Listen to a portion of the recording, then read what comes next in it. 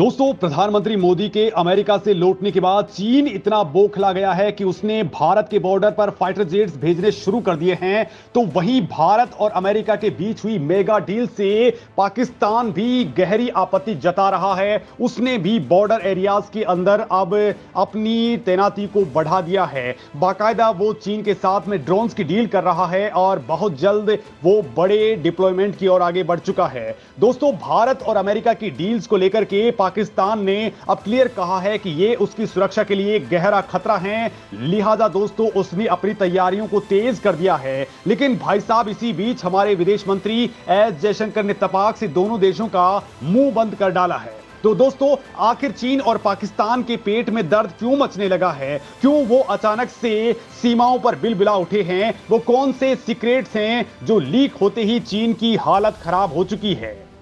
उसके एक पत्रकार ने बाकायदा क्यों कह दिया कि अब चीन 1930-31 के दशक में जा सकता है? और दोस्तों, भारत और अमेरिका ऐसा क्या कुछ करने वाले हैं जिसने चीन की पूरी हवाइयां ही उड़ा दिए हैं? तो आखिर ये पूरा माजरा क्या है? क्या वास्तव में भारत अब तगड़ा बवाल काटने वाला है? तो चलिए दोस्तों, इस वीडियो में इन तमाम बातों को डिकोड करते हैं जो आपके लिए भी बेहद शानदार रहने वाली हैं। दोस्तों, पीएम मोदी जब अमेरिका में थे तब कुछ ऐसी डील साइन हुई हैं जिसने अमेरिका को सीधा सीधा अब एक ऐसा वेपन दे दिया है जो चीन पर सीधी नजर रख सकता है। साउथ चाइना सी में भारत और अमेरिका मिलकर के अब बवाल काटने वाले हैं। और दोस्तों, अब चीन के पूरे साम्राज्य में भारत सेंध लगा सकता है। और भाई साहब, इंडो पैसिफिक रीजन में भारत की बढ़ती धमक से अब चीन काफी बौखलाहट में है और भारत को तंग करने के लिए उसने बॉर्डर पर कुछ ऐसा किया है जिसने अब इंडियन आर्मी को भी फॉर्म में ला दिया है।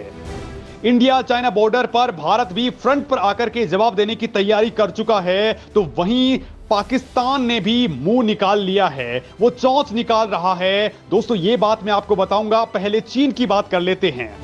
तो दोस्तों, चीन ने कहा है कि अगर भारत अमेरिका के साथ इस तरह के रिश्ते बनाएगा तो इससे चीन को दिक्कत हो सकती है, क्योंकि इससे चीन की खुफिया जानकारी अमेरिका तक पहुंच जाएगी। लिहाजा वो यानी कि चीन भारत को करारा जवाब देगा।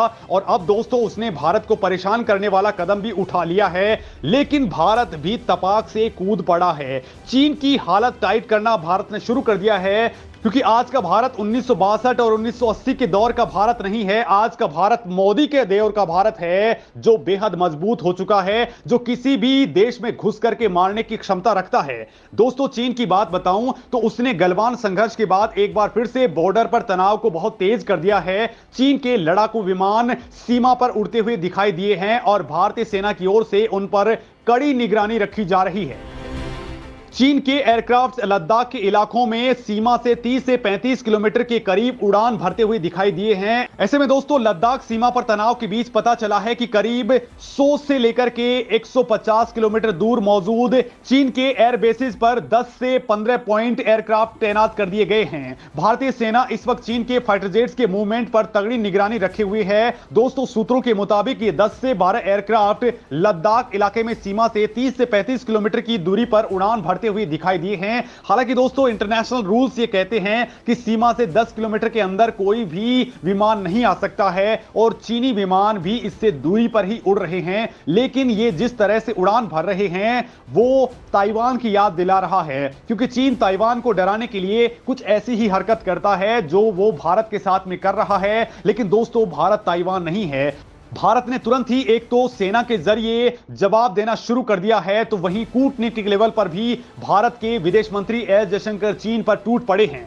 दोस्तों, चीन की हरकत होते ही भारतीय वायुसेना ने भी सुखोई 30 MKI और मिराज 2000 को डिप्लॉय कर दिया है, जिनकी बॉर्डर पर तैनाती किसी भी फाइटर जेट के मुकाबले बहुत ज्यादा ताकतवर है।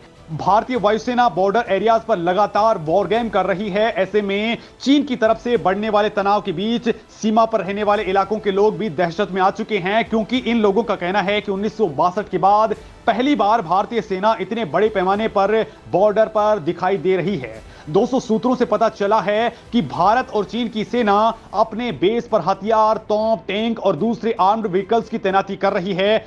भारत के लिए बड़ी बात यह है दोस्तों कि भारत ने 250 प्रलय मिसाइलों की पूरी रॉकेट फोर्स को ही अब डिप्लॉय यहां पर कर दिया है। इसके साथ ही अग्नि और ब्रह्मोस मिसाइलें ऑलरेडी यहां पर तैनात हैं, क्योंकि दोस्तों अब दोनों ही देशों की सेनाओं के बीच तनाव वाली स्थिति बन चुकी है, जहां एक और चीनी सेना अपने बॉर्डर के एरियाज में बड़े बड़े हथियारों और तोपों की तैनाती कर रही है। और सैटेलाइट इमेजनरी कहती है कि चीन लगातार अपने स्टेब्लिशमेंट्स और सैनिकों की तैनाती यहां पर बढ़ा रहा है। तो इसके जवाब में भारतीय सेना भी इनको टक्कर देने के लिए हथियारों को लगातार सीमा पर डिप्लॉय कर रही है। दोस्तों बड़ी बात तो यह है कि इस वक्त भारत ने टनल्स और सड़कों का ऐसा जाल बना दिया है जो चीन के लिए जी का जंजाल बन चुका है। ऊपर से दोस्तों भारतीय वायुसेना लगातार इन इलाकों पर नजर बनाए हुए है और वो लगातार सर्विलांस कर रही है। मतलब चीन अपनी तैयारियों में लगा है तो भारत पीछे नहीं है, भारत पूरी तरह से आगे बढ़ चुका है। और अब विदेश मंत्री एस जयशंकर ने चीन को तगड़ी वार्निंग दी है। उन्होंने कहा कि चीन के साथ फिलहाल संबंध उतार चढ़ाव भरे हैं। चीन अगर संबंध ठीक करना चाहता है तो फिर उसे बॉर्डर पर शांति स्थापित करनी होगी। उन्होंने कहा है कि दोनों देशों के बीच संबंध तभी ठीक रह सकते हैं जब एक दूसरे के प्रति सम्मान हो। आखिर में सीमा पर स्थिति ही दोनों देशों के संबंधों की दशा और दिशा तय करेगी। फिलहाल चीन के साथ संबंध सामान्य नहीं है। एस जयशंकर ने कहा है कि बातचीत का रास्ता अभी भी खुला है, लेकिन मिनिमल स्तर पर। हम ऐसा नहीं कह रहे हैं कि बातचीत का रास्ता बंद हो गया है। मुद्दा यह है कि गलवान हिंसा से पहले भी हम चीन से लगातार बातचीत कर रहे थे। हमने उन्हें बताया था कि हम अपनी सेना की आवाजाही पर नजर बनाए हुए हैं। ये हमारे बीच हुए समझौतों का उल्लंघन है। और अब विदेश मंत्री ने चीन को इस मामले में तगड़ी वार्निंग दे दी है। दोस्तों विदेश मंत्री ने पाकिस्तान को लेकर के भी कहा है कि जब तक सीमा पार आतंकवाद खत्म नहीं हो जाता तब तक पाकिस्तान के साथ सामान्य संबंध नहीं हो सकते हैं। तो वहीं दोस्तों भारत के रक्षा मंत्री राजनाथ सिंह भी कह चुके हैं कि अब भारत को पाकिस्तान ऑक्युपाइड कश्मीर यानी पीओके को लेकर के ज्यादा कुछ करने की जरूरत ही नहीं पड़ेगी, क्योंकि अब वहां के लोग भारत में शामिल होना चाहते हैं। मतलब दोस्तों अब वहां आवाज उठते ही भारत सैन्य ऑपरेशन लॉन्च कर सकता है और पीओके किसी भी वक्त भारत का हिस्सा बन सकता है। और अब इस संबंध में भारत को अमेरिका का साथ भी मिलने वाला है, क्योंकि खुद अमेरिका चीन के खिलाफ भारत का साथ मांग रहा है। तो बदले में भारत को उसका साथ मिलना तय है और इसी बात से पाकिस्तान परेशान है। उसने भारत अमेरिका डील्स को लेकर के भी कई आपत्तियां जताई हैं और कहा है कि ये डील कुछ ऐसी हैं जो सीधे तौर पर पाकिस्तान के सुरक्षा हितों को खतरे में डाल देंगी। भारत को एडवांस मिलिट्री टेक्नोलॉजी ट्रांसफर करने से पाकिस्तान इतना डर चुका है कि वो बार बार बौखलाने वाली हरकत कर रहा है, क्योंकि इसी से उसकी असली कमर टूटने वाली है। क्योंकि दोस्तों अमेरिका से डील के बाद अमेरिका की जनरल इलेक्ट्रिक और भारत का हिंदुस्तान एरोनॉटिक्स लिमिटेड देश के स्वदेशी लड़ाकू विमानों के लिए उन्नत लड़ाकू जेट इंजन बनाएगा।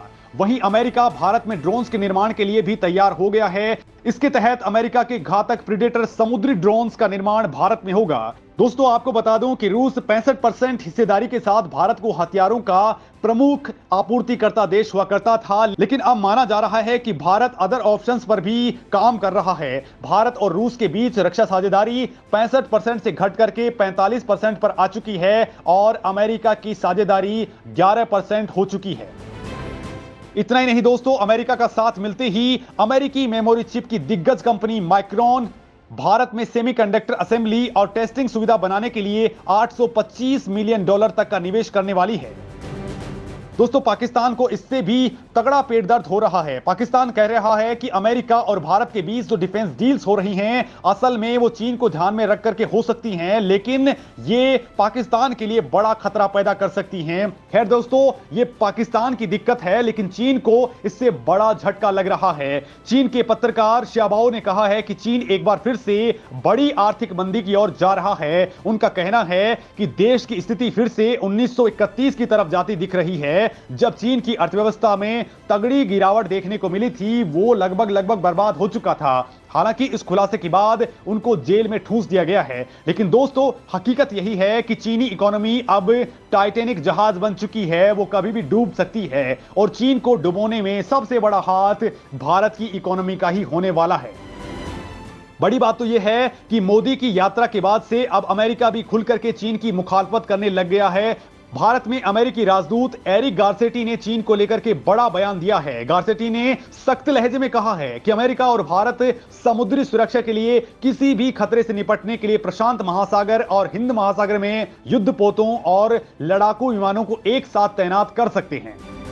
दोस्तों, इससे पहले खुद अमेरिकी राष्ट्रपति जो बाइडेन ने चीनी राष्ट्रपति शी जिनपिंग को तानाशाह कहा था और अब गारसेटी का यह बयान सामने आया है जब भारत दो टूक लहजे में कह रहा है कि चीन से लगे सीमावर्ती इलाकों में अभी हालात सामान्य नहीं हैं, लिहाजा दोनों देशों के बीच संबंध पटरी पर नहीं लौट सकते हैं। विदेश मंत्री एस जयशंकर ने पूर्वी लद्दाख में एलएसी पर 3 साल से बने सैन्य गतिरोध को लेकर के कहा है कि जब तक ये बना हुआ है तब तक भारत और चीन के संबंध ठीक नहीं हो सकते हैं। मतलब दोस्तों, अब अमेरिका और भारत मिलकर के चीन का असली बैंड बजाने के लिए आगे बढ़ चुके हैं, तो वहीं चीन में इस वक्त युवाओं को दशकों के बाद में मुश्किलों का सामना करना पड़ रहा है। मई के महीने में ही चीन में युवा बेरोजगारी की दर 20.8% को पार कर चुकी है, जबकि जुलाई और अगस्त में इसमें और भी तगड़ा इजाफा होने की आशंका जताई जा रही है।